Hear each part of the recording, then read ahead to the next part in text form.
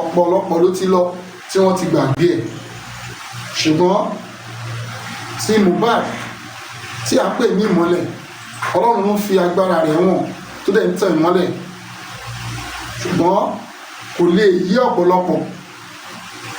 A kọ wípé ejò Mósè náà dà sílẹ̀, ó di ejò. Àwọn alálùpàídà náà dá ejò tiwọn, ṣùgbọ́n ejò gbé ejò mì ní ọjọ́ wọn ni. Ibẹ̀ ẹ̀kọ́ ni mò ń lọ lénìí.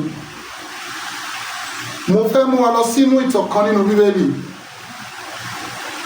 Orúkọ àwọn mẹ́ta kan mo fẹ́ ká kíyèsí, ká fi ṣe ọgbọ́n fún ti ọ̀sẹ̀, fún ti àkókò yìí tí a wà yìí. Wọ́n pe ìránṣẹ́ náà ní Námánì. Ó ní qualification gan, olórí ogun ni, ọlọ́rọ̀ ni, ó ti kẹ́rù.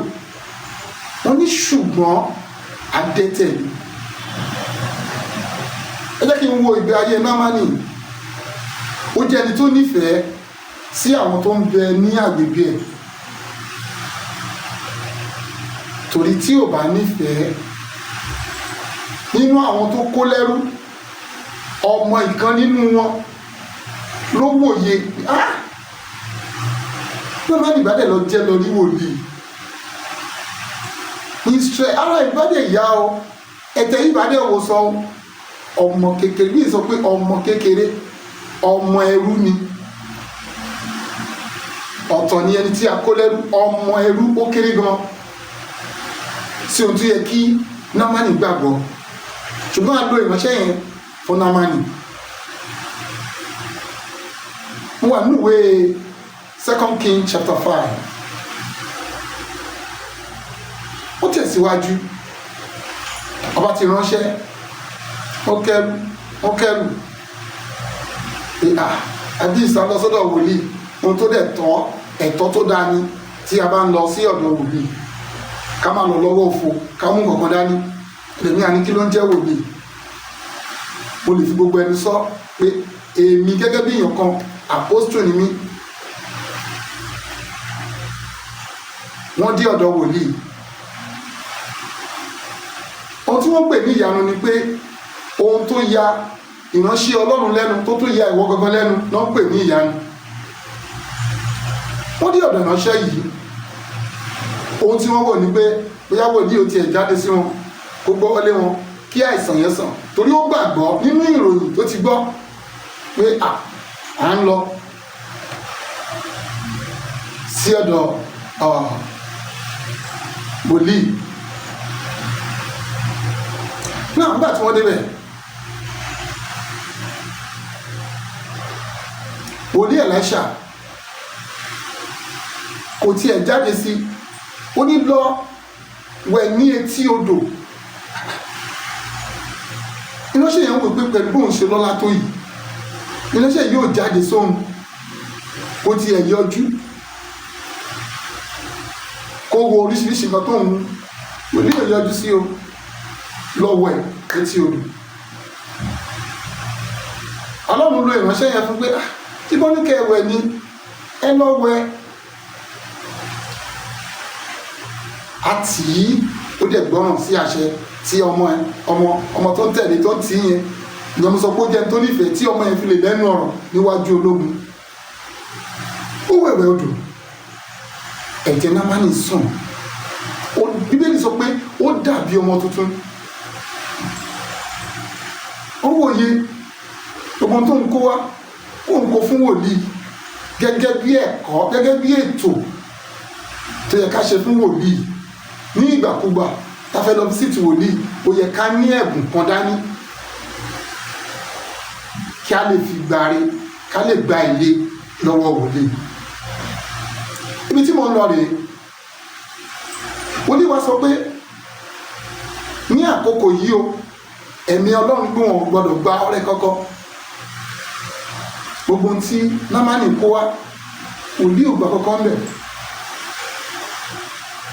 Námánì wọn lọ. Bí kí a sì ṣe wòlíì nìyẹn pé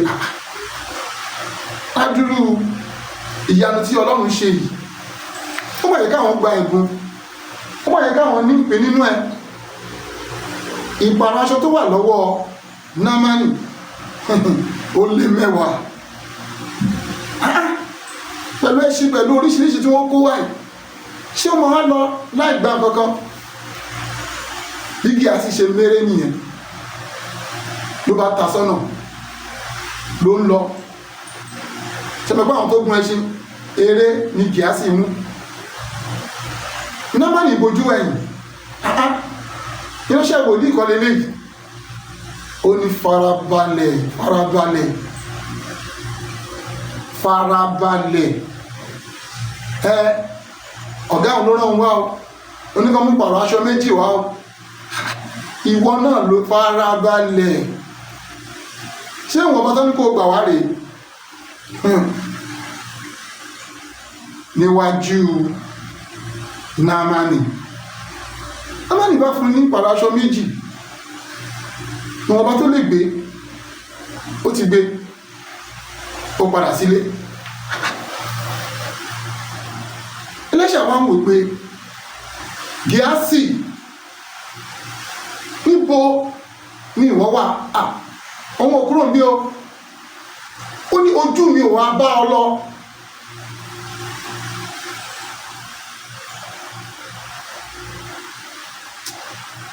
Mo gbàdúrà gbogbo etí tó ń gbọ́ mi, ohun tí ẹ máa dáwọ́lé tó máa bá ìrandíran ẹ jẹ́, ò ní dáwọ́lé. Ọ̀rọ̀ dẹ̀ jáde lẹ́nu ìránṣẹ́ Ọlọ́run. Ẹ̀tẹ̀ Námánì kó lẹ̀ mọ́ bí ẹ̀tẹ̀ ń ṣe lè mọ́ Gíásì dé nílé mi.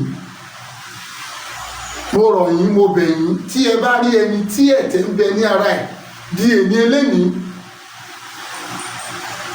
àbí tí ọwọ́ ẹ̀ dàbí ọwọ́ adẹ́tẹ̀, ẹ ti mọ̀ pé ìran Gíásì ìgbà yẹn rèé o. Ìran ọkọ ló ń dẹ́tẹ̀ o, ṣùgbọ́n torí pé ó gba ẹ̀bùn ní àkókò tí kò yẹ kó gba ẹ̀bùn, ẹ̀tẹ̀ Námánì ó dẹ̀ lè mọ́ Gíásì. Ọ̀rọ̀ àwọn èèyàn mẹ́ta ìlú fẹ́ ká gbé yẹ̀wò. Irú èèyàn wo ni Gíásì? Ìránṣẹ́ Ọlọ́run ni, ọkùnrin takuntakun ni, Ọlọ́run ti ń lò ó, a máa ríran. Ṣùgbọ́n ojú kòkòrò ó bà tiẹ̀ jẹ́, àìláre ṣàtúnṣe ó bà tiẹ̀ jẹ́. Kì í ṣe ojú kòkòrò nìkan. Wọ́n ní àkókò yìí ẹ̀mí Ọlọ́run sọ pé wọn ò gbọ́dọ̀ gba ẹ̀bùn lọ́wọ́ ẹnikẹ́ni, ṣùgbọ́n ó ṣojú kòkòrò. Ibi tí mo wá ń lọ rèé, fún gbogbo àwọn táwọn justice, oṣù 11 rèé, ó kù díẹ̀, oṣù 12 pé. Àwọn kan wá ń pinnu pé àwọn fẹ́ ṣe remembrance, àwọn fẹ́ dá ní ọmọ tí wọn ò tí ì sí, ní òkú tó ṣe wà ní mọ́, ní ọmọ tí ò tí ì wọlẹ̀. Wọ́n fẹ́ ṣe ìrántí, wọ́n fẹ́ ṣe ọ̀nà táwọn lè gbà nìyẹn. Ṣùgbọ́n mo wá ń sọ fún wa ní àkókò yìí, kò sóhun tó burú ká rántí pé àkókò báyìí ni wọ́n dẹ́mi ìránṣẹ́ ní ègbodò. Kò sóhun tó burú wípé a ti ẹ̀ fi ẹ̀hónú hàn ní ọjọ́ yẹn, ṣùgbọ́n ohun tó burú ni wípé ká dá ayẹyẹ sílẹ̀ láti fi wá owó, láti fi wá frame kán pé àpèjẹ. Ohun tó burú jáì nítorí pé ọmọ náà ò tí ì wọlé. Ní àkókò yìí kò ń ṣohun tó lẹ́tọ̀ọ́ sí ẹnikẹ́ni láti ṣe. Mo rọ̀ wá nílé lóko, àkókò rèé tí a ò gbọ́dọ̀ gba ẹ̀bùn gẹ́gẹ́ bí ohun tí Gíásì ṣe. Tí a bá wá rẹni tó dúró nídúró pé òun fẹ́ gba ẹ̀bùn yẹn, ó fẹ́ kó bá ara ẹ̀, bíi ti Gíàsì ó di adẹ́tẹ̀, ìyàwó ẹ̀ dádẹ́tẹ̀, àwọn ọmọ ẹ̀ dádẹ́tẹ̀, ìrandíran ẹ̀ dádẹ́tẹ̀, torí pé Gíàsì ò sí láyé mọ́, ìran Gíàsì ló ń bẹ láyé. Ọ̀rọ̀ jáde àṣẹ tẹ̀lé. Gẹ́gẹ́ bí àpọ́sù mo sọ, ẹnikẹ́ni tó fi àkókò yìí tí ẹ̀mí Ọlọ́run sọ pé ká má gba ọrẹ yìí, tó bá sọ pé ọrẹ lòun fẹ́ gbà, ẹ̀tẹ̀ tí Námánì bọ́lẹ̀ jọ́sí tí Gíàsì gbé, ó máa di tìran wọn o. Torí ohun tó ń polóko lẹ́kún ni àparò fi ń rẹ́rìn-ín o. Àkókò yìí ò ń ṣe àkókò tí a lè ṣe ayẹyẹ, a lè fi ẹ̀hónú hàn. Tí a bá wá justice kò sóhun tó burú, ṣùgbọ́n pé wá ń pe àpèjẹ, à ń pe olórin gangan, mo sọ mo tútù sọ, àkókò rèé tí Gíàsì gbọ́ ọrẹ tí gbogbo ìrandíran ẹ̀ ń dẹ́tẹ̀ o. Ẹnikẹ́ni tó bá dánwò kó má bàa kó bára ẹ̀ àti kó bá ìran ẹ̀ tó ń bọ̀. Mo rọ̀ wá fún àwọn táwọn wá justice. Èmi Joseph Alọ́ba, mo ti gbé Olúwa kawájú mi tó dẹ̀ fi mí lọ́kàn balẹ̀ pé màá làjá lórúkọ Jésù. Mo dẹ̀ rọ̀ wá kí ẹnikẹ́ni má ṣe ṣògo nínú ara rẹ̀ pé bí ó bá sí tọpẹ́lọpẹ́ òun, ọwọ́ Ọlọ́run ni o, èyí tí a rí ọwọ́ Ọlọ́run ni, torí kò ṣẹlẹ̀ lójú mi rí. Nígbà tí ó ṣe Jésù, ó kú asín ní ọjọ́ kẹsàn-án, ní ọjọ́ kẹjọ sí kẹsàn-án, wọ́n exhume ẹ̀ gẹ́gẹ́ bí ẹni tó mọ núrò. Ṣé kò yẹ ká wádìí ikú tó pa Mohbad? Tí a bá wá fẹ̀gbọ́n hàn lórí pé à ń wá ikú tó pa Mohbad, kò sóhun tó burú. Àkókò iná la lè sọ, a fẹ́ wá ìdí ikú tó pa Mohbad. Ìbéèrè méjì péré ni mo béèrè,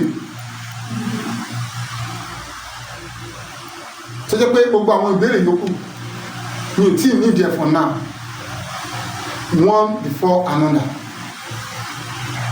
Torí wípé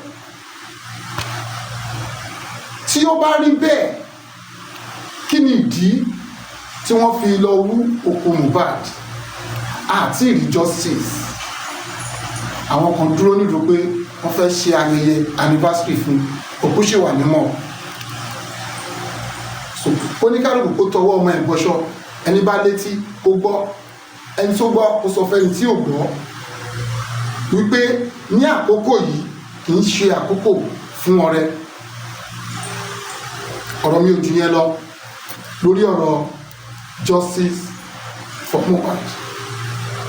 Gbogbo awuyewuye lọ́tún, awuyewuye lọ́sì, ṣùgbọ́n mo fi ń yé ẹnì kọ̀ọ̀kan wá gbé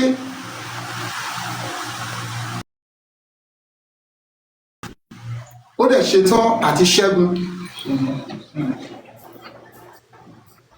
Ọ̀rọ̀ ẹ̀ sọ pé ẹ máa tẹ̀síwájú, Kírísítẹ́nì ológun.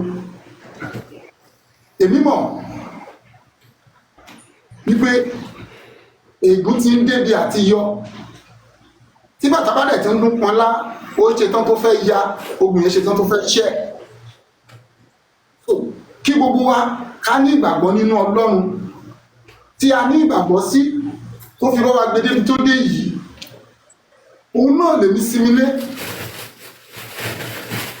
Òun náà ni mo gbàgbọ́ nínú rẹ̀ wípé a gbìyànjú, a tiraka, a kó sínú àwọn kan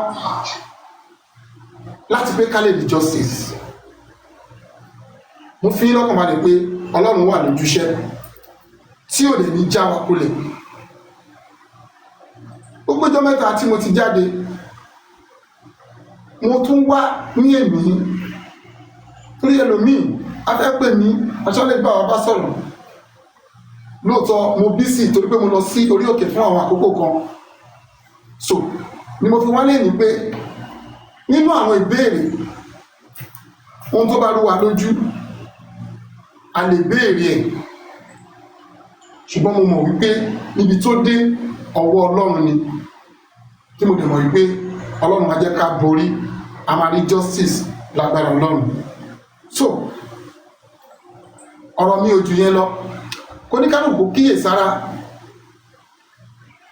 Tó bá sọ pé ogun Ọlọ́run, àkókò kan mo sọ ọ Dáníẹ́lì, àwọn tí wọ́n dìtẹ̀ tí wọ́n ju Dáníẹ́lì sínú ìwò kìnnìún, ó ṣe mí láàánú.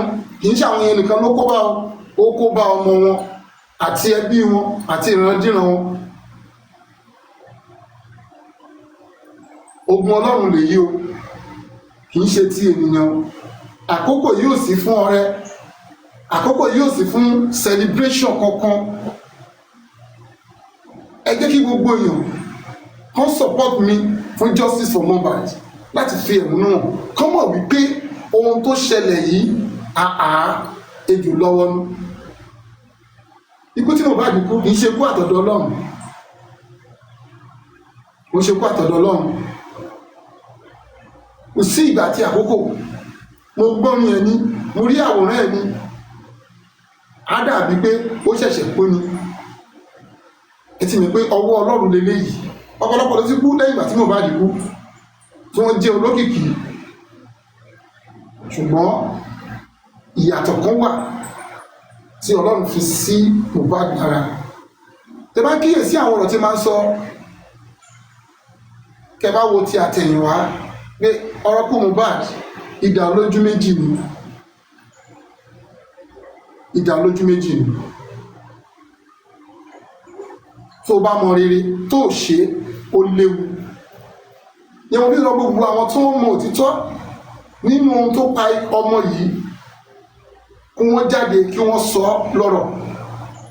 Ẹlòmí ọgbà bàbá gan rìn dín, àwọn lẹ́gẹ̀tì mú rìn dín, who are them, who are those? So ó wù mí ká ti rí justice, ká dẹ̀ sí Mohbad, ṣùgbọ́n a ò lè wọ́n ju Ọlọ́run lọ, àdìlágbára tó jọba. Torí lójú ẹlòmíì pé bàbá yìí ó yẹ kó fò báyìí, kó ṣe báyìí, kó ṣe báyìí. Bẹ́ẹ̀ ṣe ń rò lèmi náà ń rò, ṣùgbọ́n níbi tí Ọlọ́run náà wà lọ́wọ́ dé ni mo fi gbogbo ẹnu sọ fún wa wípé Ọlọ́run ló wà lójú iṣẹ́ o, oore ọ̀fẹ́ Ọlọ́run là ń jẹ o. Níbi tí a bá dé yìí, níbi tó dé yìí gangan, oore ọ̀fẹ́ Ọlọ́run ni. Náà mo rọ gbogbo àwọn tá a fẹ́ béèrè béèrè, ẹ ká béèrè béèrè tí ó mú ọgbọ́n dání, tí mo dẹ̀ ní ìgbàgbọ́ pé èmi máa dá gbogbo ìbéèrè wa lóhùn bó ṣe tọ́ àti bó ṣe yẹ. Torí pé mi ò fi, kò sí kíní kan bí awo nínú justice for Mohbad. Wọ́n múlẹ̀ ní ó dálẹ̀ awo, kò sí awo kan nínú awo ẹ̀wà, kò sí ọ̀rọ̀ májẹ̀ngbọ́ kan nínú justice for Mohbad. Tó bá náà tí àyè ìfipamọ́ tí ẹ jẹ́ kí ẹ̀yin ìta gbọ́, ó nídìí àti túmọ̀ ká lè ṣe àṣeyọrí lórí ẹ̀yìn. So bóyá mi ò tí ì dalẹ̀, ìwọ ló dalẹ̀, ẹ bá wọn dalẹ̀ lọ́la, mi ò sí nínú ọ̀rọ̀ justice for Mohbad. Gbogbo tí a ṣe ó wà transparent. That is the reason tí mo fi lè wá síta láti sọ fún gbogbo wa pé ẹni tó bá ní ìbéèrè ó sọ. So màá fi àkókò yìí pé brother Hitch láti interpret. Wọ́n ti ṣe ní èyí tá a ti ṣe sẹ́yìn, mo dẹ̀ ti fẹ́ fún ti ọjọ́ ìlú kí wọ́n ràn wá lọ́wọ́ láti gbé ohùn sókè láti fún wa ní interpretation ní gbogbo tí a ti sọ.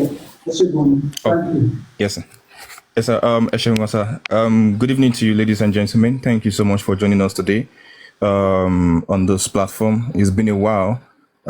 It's necessary for Baba to come out today to come and address some issues. So, for the sake of those who don't understand Yoruba, I will just do a little interpretation as to what Baba has just said. during his monologue, his introduction. He started by showing us a story from the Bible of a particular servant of a prophet, a man that was sick of leprosy, and the prophet himself. Three people involved in the story.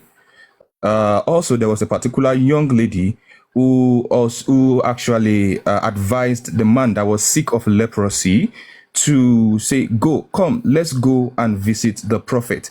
But we are not going to visit the prophet without actually going with a gift. And the man that was sick said, okay, that's no problem. We'll go with a gift. We went with a gift of clothing and other materials like that. But when he got to the prophet's place, the prophet just instructed the man that was sick and told the man that was sick, he said, okay, go to the river and dip yourself inside 7 times. And, the man did so with faith. He was healed. Then he came and told the prophet, these are the gifts that we have brought for you, because we understand the fact that we cannot come to you as someone who needs God's healing without bringing something. Then the prophet said, no, this is not the time for gifts. Whatever it is that you have brought, take it along with you. There is no need for it. But, as they were going, the servant of the prophet who saw some of the gifts that the man brought to the prophet was like, no, I'm not going to allow this gift to go like that. I will just follow and, go and get some of the gifts. So what he did was that he followed the prophet. He followed the man that was healed now of leprosy. So when he was going, he told the man, he said, my master, which is the prophet, has asked me to come and collect some of this gift from you. He was shouting, and the man was like, no problem. We actually brought it for the prophet. So if the prophet, is sending you to come and collect it again, that's no problem. So they gave the servant of the prophet, they gave him some of the gifts. So when he was coming back, the prophet now confronted his servant and told him, where are you coming from? And the servant of the prophet was like, no, I didn't go nowhere. I've been here all the time. And the prophet told his servant that, didn't my eye follow you as you were going? Didn't my eye follow you as you were going? And the prophet proclaimed on his servant that the leprosy that left that man that was sick is going to fall on you. So the leprosy immediately came on the servant of the prophet's servant. So from that day henceforth, it is believed that anyone that is seen with leprosy in one way or the other is is coming from the lineage of the servant of the prophet. Now, he told us this story so as to address the issue. It is being known, and it has also been published on the daily newspaper, coming to the from the family of Mohbad, that there are some people that are planning to celebrate, to have 1 year anniversary of Mohbad. And Mr. Joseph Aloba told us that story to address the issue that something like that should not come up. We are yet to get justice. That anniversary or whatsoever it is not time to do anything like that. He said, whenever he sees Mohbad's picture or he listens to his music or he's passing by somewhere and he hears his music, it's always bringing sadness. It's always taking his joy away. He now said, is it what is taking my joy away? Something that is giving me distress, that is causing me depression? Is that what you all want to be using to celebrate, to have anniversary? It is not yet time. The reason why Mohbad was exhumed is so as to get justice, and up till now we have not been able to get justice. So nobody should go ahead and have any anniversary or something. I went ahead to say, as an apostle of God, that he is giving the instruction that nobody, living or dead, should go ahead and have an anniversary of 1 year, celebrating whatever it is, jamboree and bringing musicians and anyone who partakes in it. Just like the leprosy left that man and came upon the prophet's servant, the leprosy of God is going to descend upon any individual who partake in the anniversary or who is planning on having the anniversary. Then he now went ahead to appreciate us, everybody, and now he's going to open the mic and we're going to we are gonna be bringing people up, but he's trying to say, please let us ask questions that are, that have to do with justice for Mohbad. It also went ahead to say, in justice for Mohbad, there is no secrecy. There is nothing like a secret in justice for Mohbad. Everything is open. It's out there. He said some people are telling him, do this, do that, do this, do that. That it's not that he cannot do it. He's doing the ones that he's being advised to do. And as he is not powerful than the government, he is going to follow the due process to make sure that he does not come against the law in getting justice for his son. So we'll be bringing people up. He said, just like I said, there is no secrecy. If you have any question, come up and ask your question. Please, one question at a time. Just ask your question, and let's take it briefly. Today is Sunday. Baba has gone out for service. Yes, sir. Thank you, sir. Yes, sir. Yeah, thank you very much, because I see the way you narrate everything. You are just like a magnet to me, because you are very intelligent. So you get everything right. So thank you, sir. I really appreciate you. I really appreciate you. Thank you very much. So anyone that have question, so this is the time we can answer you. But anyone that is not related to the one that I can be able to answer, I won't answer that, because that's a kind of question that I won't be able to answer today, because most of those things relate to the one that is in the court. So I won't be able to answer any. So for me not to just ask my boundary concerning what they give me as an instruction. So thank you very much. So bó ṣe jẹ́ nìyẹn, àwọn kan tí mi ò ní lè dáhùn ní àwọn tó wà nínú ẹjọ́, kí n má bàa di pé bóyá mo tún da èyí tí ó wà ń bẹ̀ pé mo ń dá sí i. So gẹ́gẹ́ bí instruction tó fún mi látọ̀dọ̀ àwọn lọ́ọ̀yà mi, ìyẹn nìkan ni mi lè dáhùn. Ẹni tó bá ní ìbéèrè, ó yẹ kí wọ́n béèrè ìbéèrè ìdáhùn. Ẹ ṣé.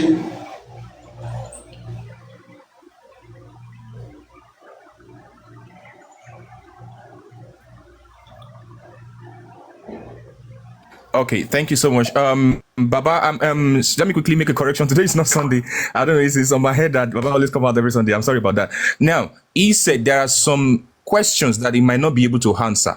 Not because he doesn't want to have to, answer them, but it's in the jurisdiction of the court. The court is a matter that is already in the court. So if you ask some questions, he might not be able to give answers to them, because some people are trying to capture Baba's voice and use it against us, and you understand. So when we come, let us ask some questions, but some he will not be able to answer because some matters are in the court of law. Thank you so much. And also, I've seen people complaining that we don't bring them up. If your account is on private, we will not be able to bring you up. We will not be able to see you. So we'll be bringing us up now. Thank you so much. Thank you, sir.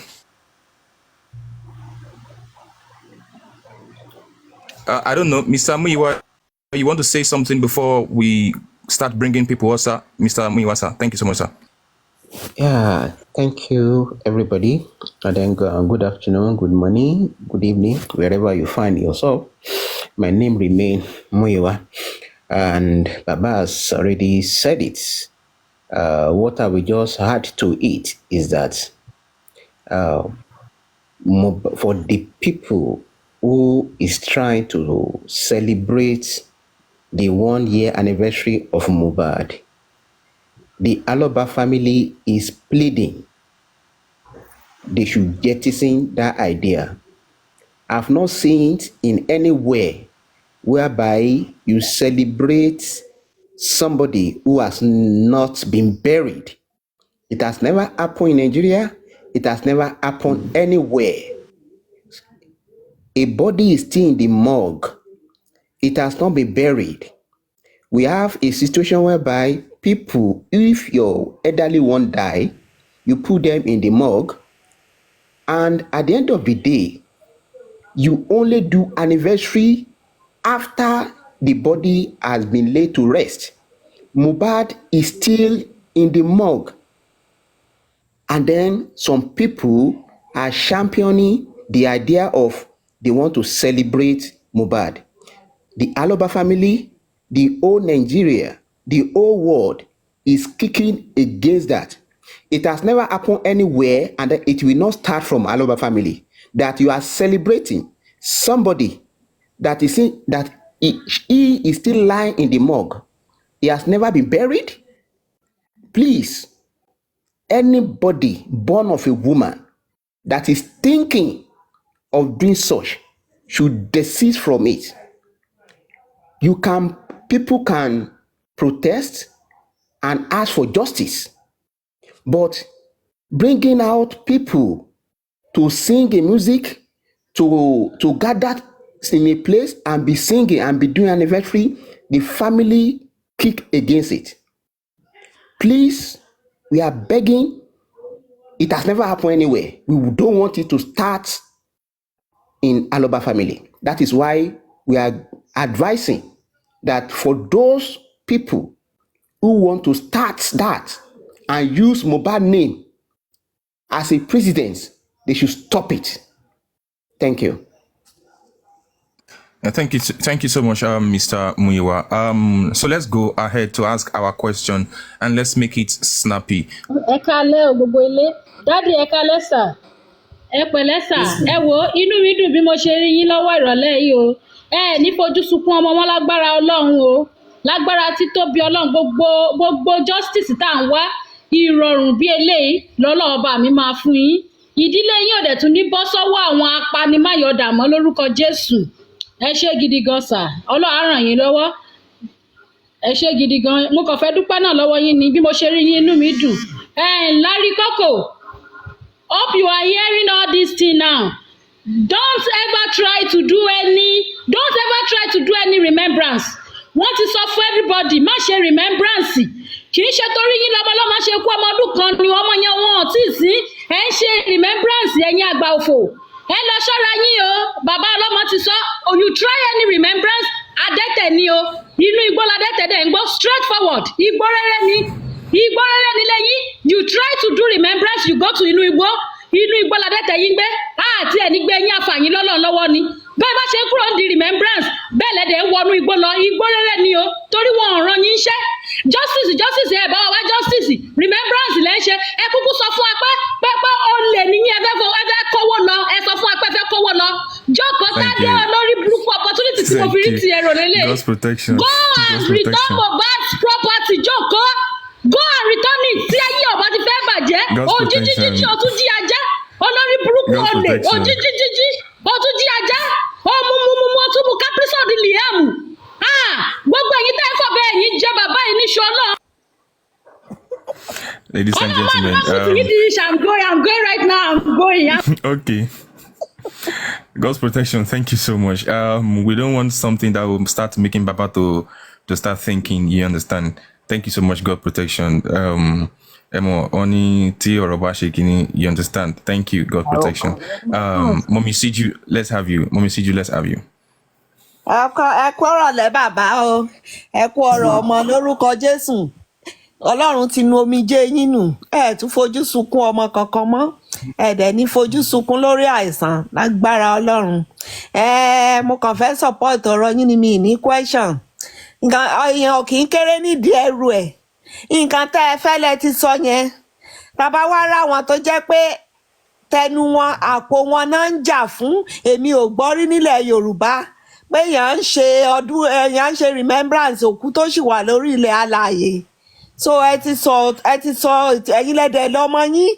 Gbogbo wa jùrọ̀ àtúrọ̀ ọmọ yín ni pé ká lè gbàdájọ́ òdodo fọ́mọ yìí. Nǹkan tó kàn wá nú ẹ̀ nìyẹn. Kò sẹ́ni kí tó kàn fún business pé ká máa fòkú ọmọ ọlọ́mọ ṣe business. So èèyàn kéré nídìí ẹrù ẹ ti sọ ti yín. Tàbá wá rẹ́nikẹ́ni tó lè tẹ́ ẹ sọ yẹn òun fẹ́ torí kunkun òun ò ní gbọ́ òun sì fẹ́ ṣe anniversary yẹn ni torí owó àpò ara ẹ̀ tó ń wá nígbà ọwọ́ ìjọba bá tẹ̀ á lọ rojọ́ tiẹ̀ ọ̀rọ̀ tó bá dẹ̀ ń wù ú tí ò mọ bó ṣe fẹ́ ṣe kó fọmọ tiẹ̀ náà kó pa kó ṣe anniversary fún. So bàbá lórúkọ Jésù ẹ̀ tún fojú sunkún ọmọ mọ́ o lágbára Ọlọ́run ìbànújẹ́ yín ó ti dayọ̀. Ìbànújẹ́ yín ó ti dayọ̀ láti sin lọ lágbára Ọlọ́run ọmọ yẹn dẹ̀ máa rí justice bó ṣe lè wù kán lágbára tó bó ṣe lè wù kán kóra wọn jọ tó lágbára ìkúnlẹ̀ abiyamọ gbogbo ọmọ rí justice àwọn tó ṣiṣẹ́ ibi yẹn èrè ibi iṣẹ́ wọn á gbèrè ẹ̀ mo ní kí yín ni bàbá ọ̀rọ̀ mi ò jù bẹ́ẹ̀ yẹn lọ ẹ pẹ̀lẹ́ sà ẹ ní rí ibi mọ́ lórúkọ Jésù. ẹ ṣe mà thank you very much. Yes, thank you so much. Yeah, Mrs. Shiju, thank you, ma. Mimi J, are you there? Yes, I'm here. Bàbá ẹ káàsán sá o. Àdúrà ni mo kàn fẹ́ gbà fún yín bàbá. Mo pọ́ Ọlọ́run á dúró tì yín. Mi ò tí ì rí ibi tí ọmọ èèyàn ti ṣaláìsí tí wọ́n dẹ̀ kógun tì tó bọ́ ṣe kógun tì yìí.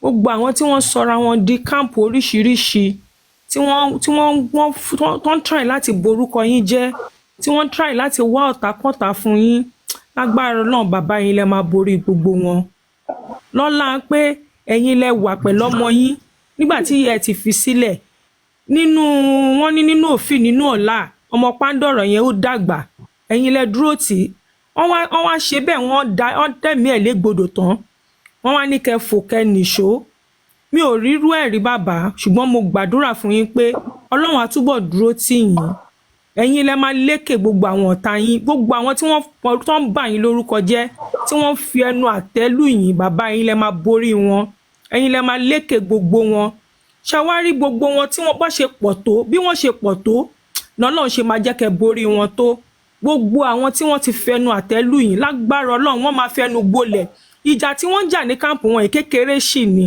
lágbára Ọlọ́run àjàtúká ni nǹkan tí Wùnmí ṣe fún yín tó ra orúkọ tí ò ń ṣe tiyín fún yín gbogbo wọn pátá ló máa ṣe bẹ́ẹ̀ fún gbogbo wọn pátá gbogbo àwọn tí wọ́n rọ̀gbà mọ́ gbogbo àwọn tí wọ́n ń tì lẹ́yìn nǹkan tó ṣe fún yín tó ṣe fún ọmọ ìyá ẹ̀ ó máa ṣe fún gbogbo wọn pátá irú ìwà tó wù tó fi di pé à ń sọ pé ọ̀rọ̀ tẹ́ ẹ̀ ń sọ yìí kò add up story yìí ò add up tí wọ́n ní rá o gbogbo èèyàn ní kí wọ́n wò òun nìkan ní kán máa wò everywhere nílùú òyìnbó téèyàn bá kú pẹ́kẹ́ ní ikú àìtọ́jọ́ àwọn tó súnmọ́ jù nígbà tí ìṣẹ̀lẹ̀ yẹn ṣẹlẹ̀ ni wọ́n máa ní ó yá gbogbo yín ẹ wá sọ tẹnu yín níbi tí wọ́n ti wá sọ pé Wùnmí ò gbọ́dọ̀ béèrè kankan lọ́wọ́ Wùnmí mi ò rírú ẹ̀ rí anywhere in the world bó bá jọkọ ló kú bó bá jẹ́ ìyàwó ló kú partner ẹ̀ òun ni the first prime suspect ń pé kí ló ṣe kàtẹ̀ kọ́kọ́ mọ̀ pé bóyá ó kàn ṣèṣe ni o bóyá ó kàn l'accident ni o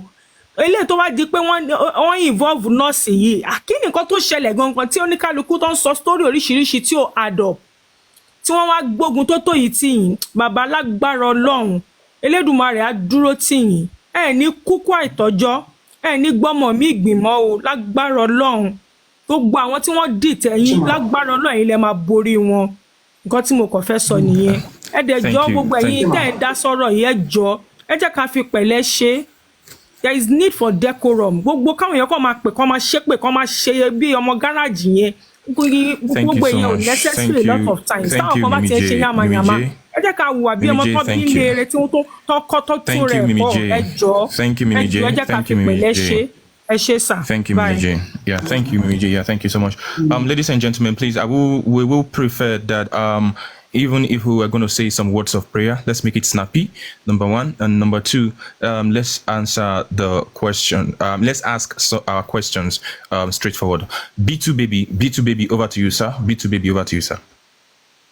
Good evening, Baba.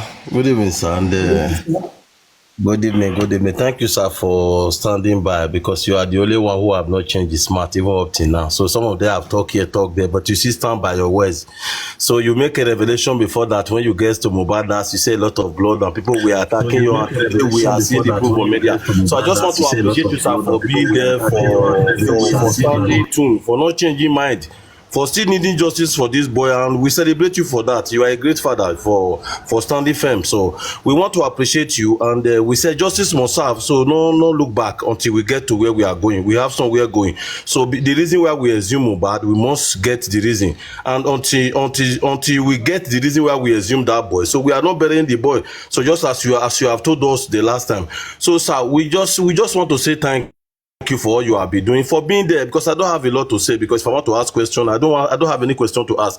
And for those of you that, let me just quickly say this, for those of you that want to celebrate 1 year celebration, we assume Mohbad for a particular purpose, and I will tell you guys up till now, we have not gotten the reason why we assume this boy. So I see no reason why we are celebrating. If we are even celebrating, if let's assume if it happened to you, we do a celebration. So in a thing like this, even up till now, nothing is being done. We have not gotten anything, so we don't need celebration for now. The only celebration we need is when we have justice. When we get this justice, then we can celebrate anytime. So for those of you planning to celebrate, bringing artists from other states to celebrate, please gather them and seek for justice for this boy. Not doing celebration for this boy. We don't want celebration now. So that is all I can add to what Baba has said, and that I believe that is the reason Baba came up today to address the family, which is demoralization. So thank you all for standing firm. I don't have much to say, and I don't want to take your time. So that is all I can say for now. Thank you, sir. Thank you all.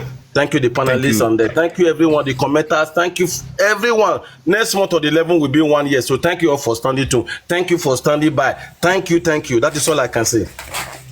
Yeah, thank you so much, B2 baby, for that wonderful contribution. Yes, sir. TB Kenny, over to you, TB Kenny. Thank you. Baba, Ekason, God will be you. Baba, gbogbo Baba, mo wá wọ̀nyí lẹ́kùn lágbó Ọlọ́run, gbogbo ọmọ tó kù tẹ̀bí ó wà lọ́wọ́ yín látòrí blessing dé last month tó kù lọ́wọ́ yín, wọ́n á san ọjọ́ fún yín, ẹ̀ẹ́dẹ́jìrì wọn, ẹ̀ ní lùzọ ọmọ kọ̀ọ̀kan mọ́ lágbá Ọlọ́run. Baba, Sherry, concerning that, whether they want to do a year anniversary, Baba, Emma Gbemi Igbono, and you don't need to advise them. That is the power of legal team. That is the power of lawyer. Any lawyer, anybody that do it against your wish, let them just be sued to court for damages. Because someone is mortuary, we've not getting justice. If they are doing a solidarity rally, it can be justified for that. But bringing another musician or competition, Baba, you don't need to stress yourself. That is why we have what we call lawyers. Okay. They will be charged to court and they will pay for damages. Because those that won't you are giving them power. Let your power be your legal team.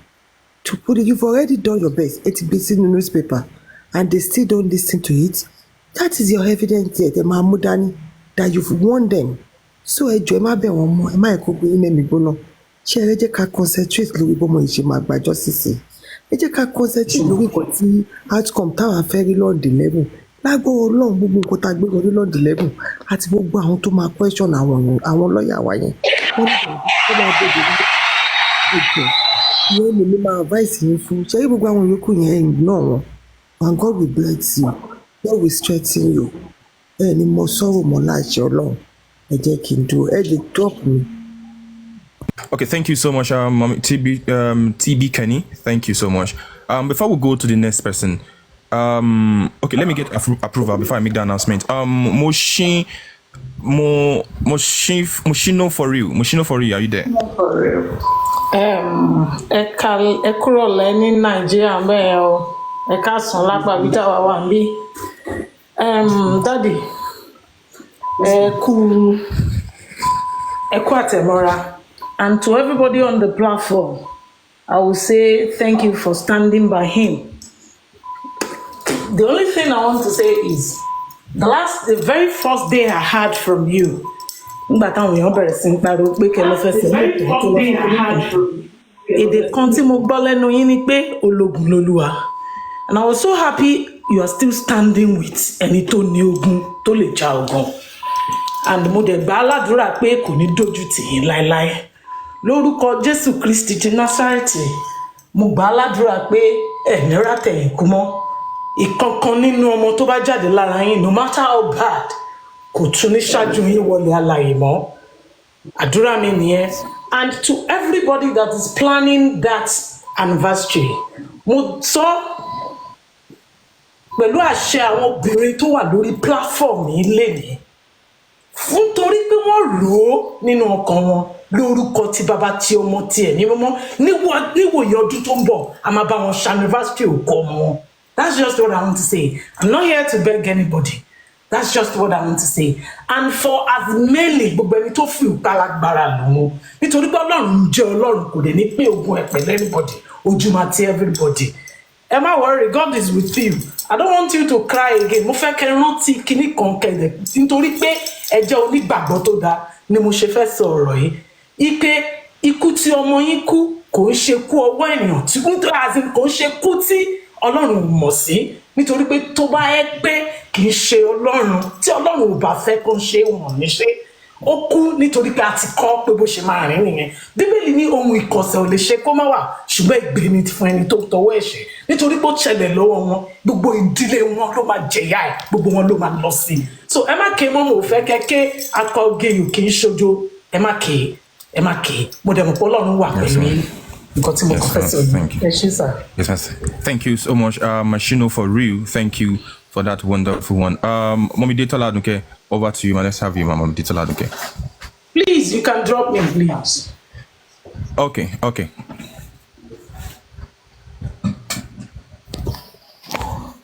Mommy Dita Laduke, let's have you, Mom. Akoni,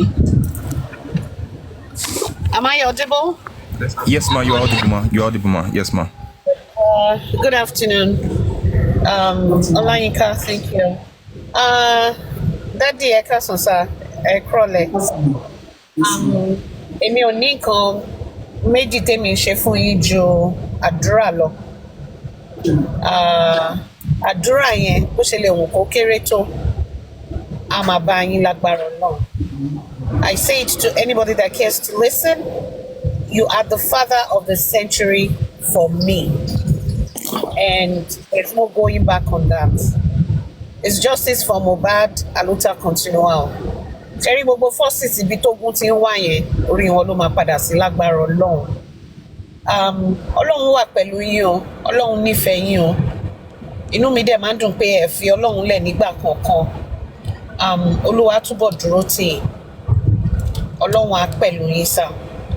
Ọlọ́run á túbọ̀ fún yín ní strength yẹn àti good health. Ṣé mọ̀ pé ọ̀tọ̀ ni kéèyàn bẹ̀rẹ̀ nǹkan, ọ̀tọ̀ ni kí Ọlọ́run fúnyàn lágbára láti parí ẹ̀. Ṣẹ́rí justice ó máa ṣe ojú ẹ̀mí, ó máa ṣe tèmi, ó máa ṣe ti gbogbo àwa tá fẹ́ kí ìlérí kó mọ kó dẹ̀ mú ẹni tó pa òun fúnra ẹ̀. Because níbi tá a bá dé ibi tá a wà sí nìyẹn. Mi tó láti advice yìí sà, bọ́ ẹ̀jọ́. Ṣé rí ọmọkùnrin tó ń pè ní Larry Obodia yẹn, Obodia lèmi máa ń pè sà.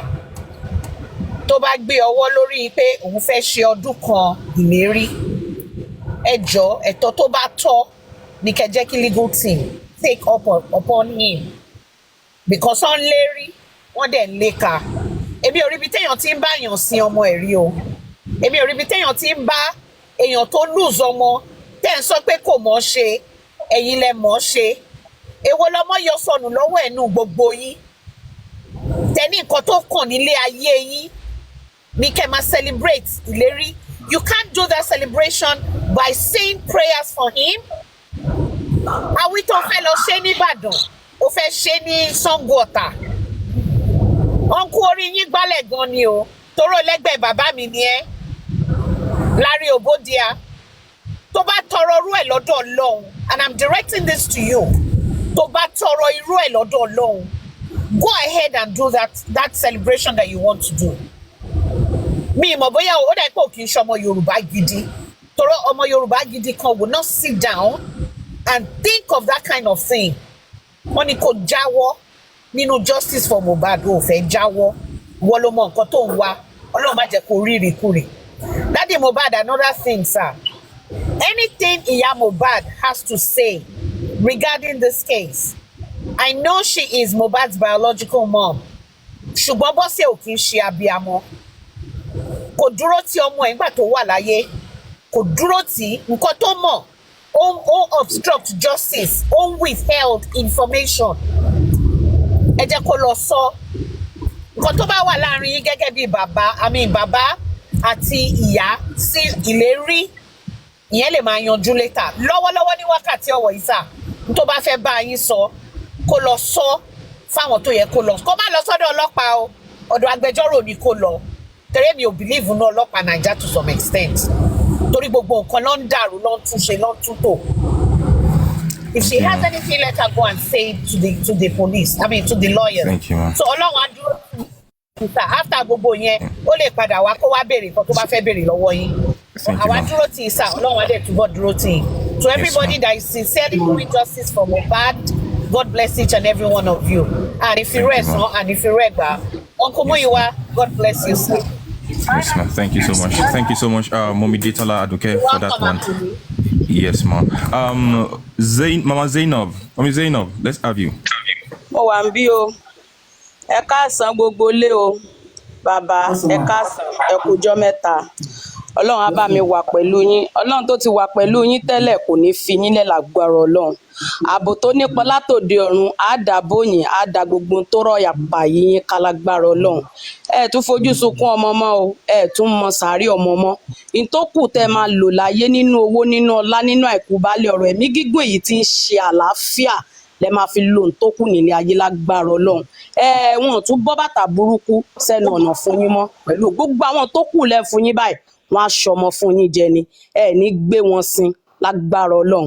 Ṣé rí ọ̀rọ̀ tèmi ò pọ̀ ẹni tó yóò fẹ́ ṣe ọdún èmi ò mọ̀ bóyá ọdún iléyá ló yọ sí wọn o bóyá tìtúnú àwẹ̀dẹ̀ ló ṣẹlẹ̀ sí wọn ẹni tó bá dẹ̀ fẹ́ ṣọdún tó fẹ́ pawó òkú ó ṣe mú kan nínú àwọn ọmọ ẹ kó fún wọn lọ́ta pìàpìà àti petrol kan kú mọ́ ẹ lọ́wọ́ kó wá lè rókù ṣe nítorí mi ìgbọ́rí nílẹ̀ Yorùbá pé òkú tí wọn ò tí ì sin ọmọ ọlọ́mọ tí ò rí gbádùn ayé ó tún kú tán ẹ̀ tún jó rí lẹ́wọ̀ wọ́n tún lọ wọ́ ọmọ ọlọ́mọ wọn gé wẹ̀lẹ̀wẹ̀lẹ̀ yín tá à ń béèrè fún látọjọ́ yìí àti ìrí ẹ̀yin kan wá mú owó patí ẹ̀ ń dájọ́ ẹ̀yin ẹ fẹ́ ṣe rìmẹ̀mbárì bẹ́ẹ̀ bá fẹ́ ṣe rìmẹ̀mbárì ṣé bàbá yín òkú ìyá yín òkú ni ẹ gbọ́dọ̀ ṣe rìmẹ̀mbárì fún wọn ni bó bá sì jẹ́ pákàrà ló ń wú yín dé àbí patí jollof rice ló fẹ́ wù yín jẹ olórí burúkú olómi níkùn bíi táǹkà epo ó sì mú kan nínú àwọn ọmọ ẹ àbí nínú family member kó lù ń kú mọ̀ lórí kó lè rí patí ṣe kò ní di pé bàbá ń ṣẹ̀ṣẹ̀ ń bẹ̀ wọ́n ẹni tó bá gbé irú gbèsè bẹ́ẹ̀ torí mi ì rí ibi tó ti máa ń gbá olójú lójú láì béèrè lọ́wọ́ olójú kó tó fún nígbàjú olóyìí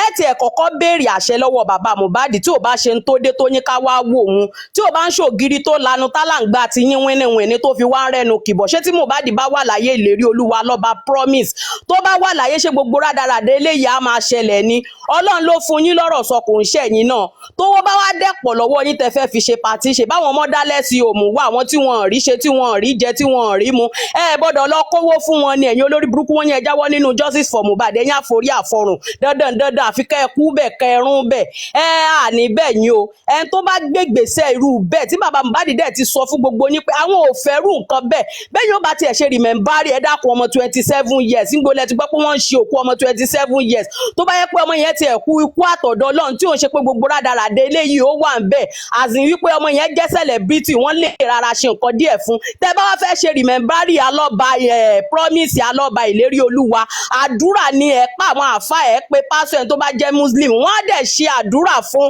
èwo ni pé yẹn fẹ́ ṣe ń bàdàn láì ṣe pé ń ṣe carnival olórí burúkú dédé náà bàbá Mohbad ẹ dúró ẹ méjì ṣe thank you fún mi ẹ jẹ́ sáré sọ kankan ṣe rí nípa ọ̀rọ̀ ìyá Mohbad alátiṣe ló máa mà ti ṣa rẹ̀ àwọn ò lè bá yín tó family member yín àdé ní tó gbà wá bọ́ta ní justice for Mohbad ẹ̀yin lẹ mọ̀ àgbàlagbà níyín kò dìgbà tá a bá ṣẹ̀ṣẹ̀ ń advice yín ẹ̀yin ló yẹ kẹ́yìn tún máa fún wa lámọ̀ràn ẹ̀yin lẹ mọ̀ bí tẹ́ ẹ kù sí ẹ̀yin lẹ mọ̀ bí tí ìyá Mohbad kù sí èmi dẹ̀ ti sọ lọ́dọ̀ orí platform Kàrímọ́ pé tí ìyá Mohbad bá nídìí àtúnṣe kò ṣe pé wọ́n fẹ́ bàbá Mohbad lẹ́gbẹ̀ẹ́ títì bàbá Mohbad ní family member wọ́n pe àbúrò bàbá Mohbad kan tá a gbọ́ lọ́jọ́ kìíní àná ìṣètìs tó lè pe gbogbo àwọn tó jẹ́ ẹ̀gbọ́n bàbá Mohbad àbábúrò ní tí wọ́n bá wọn yanjú ẹ̀ nínú ilé tí ò tiẹ̀ ní déta tíyá Mohbad bá dẹ̀ sọ pé àwọn nídìí pé yes wọ́n fẹ́ ràn wá lọ́wọ́ lórí justice for Mohbad wọ́n mọ̀ nǹkan tó lè ṣe bàbá Mohbad ò ń ṣe lọ́ọ̀yà bẹ́ẹ̀ dẹ̀ ni wọn kì í ṣe adájọ́ wọ́n mọ ibi tó lè lọ tó ti lè lọ sọ̀rọ̀ fún wọn pé nǹkan báyìí mo mọ nǹkan báyìí mo mọ nǹkan tó bá rẹ́dì tó fẹ́ fi tinútinú ṣe ẹni tó bá dẹ̀ gbé ọwọ́ kọ́wọ́ lórí bàbá Mohbad àbí tó bá gbọ́wọ́ kọ́wọ́ lórí gbogbo àwa tá à ń ṣe justice for Mohbad ọwọ́ tó gẹ̀dẹ̀ bá gbé ara ẹ̀ ló máa fi ń ná Ọlọ́run á jìdí ogun sí yín á bu ìgbàjúlù yín tẹ́ ẹ̀ ní ríran mọ́ láyé àti láyé etí tẹ́ fi ń gbọ́ Ọlọ́run á dì mọ́ yín gbogbo bẹ́ẹ̀ bá ṣe ń fẹ́ báyà máa dà lé yín lórí ni ẹ̀yin lẹ́mọ̀ forí yín gbé bí ọwọ́ kọ́wọ́ ò ní kan bàbá Mohbad kò dẹ̀ ní kan gbogbo àwa justice for Mohbad ààbò tó nípọn látòdì ọ̀rọ̀ Ọlọ́run á dá gbogbo gbà lẹ́yìn justice for Mohbad àní fọmọdé àní fẹ̀mí wa dé àní fiṣẹ́ wa dé gbogbo tó ń dùn wá nínú kò ní dìbànújẹ́ fún wa justice for Mohbad no justice no peace for the wicked Wúmi ò ní kúre bí tó bá wà tètè gbọ́mọ lọ fọlọ́mọ tá a bá rí justice ẹ̀mí rẹ̀ ṣẹ̀ṣẹ̀ bẹ̀rẹ̀ sí ní gbọ̀n ni wàá sáwọ́ inú olè kí ni wọ́n ayé máa ṣá ìjẹ́ ọ̀fọ̀ ayé máa bà ìka ọ̀dájú obìnrin apọkọjáyé ọlọ́mú lọ́rùn bastard. Thank you so much. Ladies and gentlemen, that is Mama Zainab from Ibadan. Thank you so much. And before we bring the next person up, which is going to be Mr. Arifa, don't let us forget that on the 11th of September, this particular year, 11th of September, that will be the next coroner inquest. There's going to be a protest. We're going to talk about that later as we continue with the live chat. Mr. Arifa, over to you. Thank you so much. Thank you, the Senator Ish, my ordinary senator. Much respect, sir. Mr. Muyiwa, Kason, sir. Eku Aduroti. Yeah, Daddy, Kason, Daddy, àti wà ń rọ̀lẹ́ báyìí. Ẹ rọra, sir. Ọlọ́run á tù yín nínú. Ìbànújẹ́ ò ní tọ́ sí yín. Ìbéèrè ló wù mí kí n béèrè.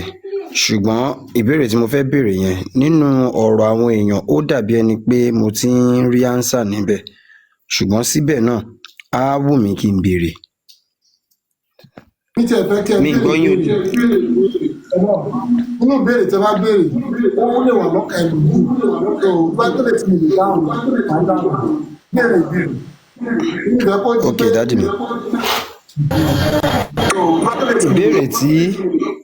Ìbéèrè tí mo fẹ́ béèrè ni pé pẹ̀lú gbogbo nǹkan tí Karimo ti ń sọ àti èyí tí mọ́mì Mohbad náà bọ́ta sọ lẹ́nu ọjọ́ méjì mẹ́ta yìí, ǹjẹ́ wọ́n ti gbìyànjú at any length because ó wà nínú voice note tán fi síta nígbà tán make call of recent wípé àwọn ò bá ti mọ̀ káwọn ti tẹ̀lé yín láti bẹ̀rẹ̀.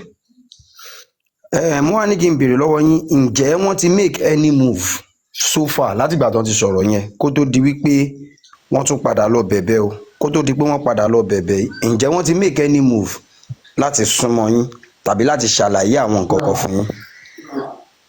That's a very good question. Ìbéèrè méjì lẹ béèrè báyìí. Ẹ béèrè lọ́wọ́ ìbéèrè ti Karimo, ẹ lè béèrè ti ìyá Mohbad. And mo fẹ́ fi àkókò yìí sọ fún yín pé Karimo ò ń ṣe ọ̀tá mi. Lẹ́yìn Jésù tí èmi gbàgbọ́, kò sí ẹnikẹ́ni tí Jésù lè padà lẹ́yìn pé padà ó lè ṣoríire mọ́. Kò sí lẹ́yìn Jésù. So ẹni tí mo dẹ̀ gbàgbọ́ yẹn náà ni mò ń kọ́ àwòkọ́ṣe yẹn lára ẹ̀ pé tí ọmọ bá ṣí pápá kan máa gbé ni bí ìyẹn kó jẹ́ ti Karimo because nínú ìsọ̀rọ̀ sí ẹ̀ mo rí pé ó ń fẹ́ justice ó dẹ̀ wá justice but àwọn èdè àìyedè kan tó wà láàrin ni pé àwọn èèyàn ò fún ní nọ́mbà mi bẹ́ẹ̀ ni bàbá mi send nọ́mbà mi sí kó pè mí ṣùgbọ́n kò pè mí èmi kẹ̀dẹ̀ ní nọ́mbà ẹ̀ tẹ́mi bá ní nọ́mbà ẹ̀ ní àpè gan so the only thing tó lè ṣe fún mi tó lè jẹ́ kí inú mi dùn ni pé kó lọ sí ọ̀dọ̀ àwọn lọ́ọ̀yà mi àbí kó béèrè nọ́mbà lọ́ọ̀yà mi kó explain fún wọn because láti pé kó pè mí gan kí làgàtà wà níbẹ̀ inú mi ò dùn sí because ohun tí àti ìsọdélẹ̀ wọ́n ti gbé sí gbogbo ayéfẹ́ tó bá gbé wọ́n náà wọ́n mo sì lè bá sọ̀rọ̀ kájọ sọ̀rọ̀ gẹ́gẹ́ bí ọmọlúàbí so ìyẹn ni ti Karimo tó bá fẹ́ bá mi sọ̀rọ̀ ó lè bá mi sọ̀rọ̀ tó bá fẹ́ bá lọ́ọ̀yà mi sọ̀rọ̀ ó wà free so concerning ti ìyá Mohbad àti ìríra so àti ìsọ anything because ibi tó wà ó jìnnà síbi tí mo wà so àráyè mi ò gbé ọ́ ní nọ́mbà mi lọ́wọ́ kò sí wàhálà. Ẹ ṣé gan dádì mi. Thank you very much for that question, for that answer. And fún ọ̀pọ̀lọpọ̀ àwọn èèyàn tó ń gbọ́ nǹkan tí dádì sọ ìgbà ìlàgàtà ni wípé kò ní í da inú àwọn ò lè dùn kó pe àwọn kí ẹnì kẹta wà ń bẹ̀ not lagata team lagata kọ́nà ń sọ daddy is talking about pé kí ẹnì kẹta kó má wà níbẹ̀ that is what daddy is saying.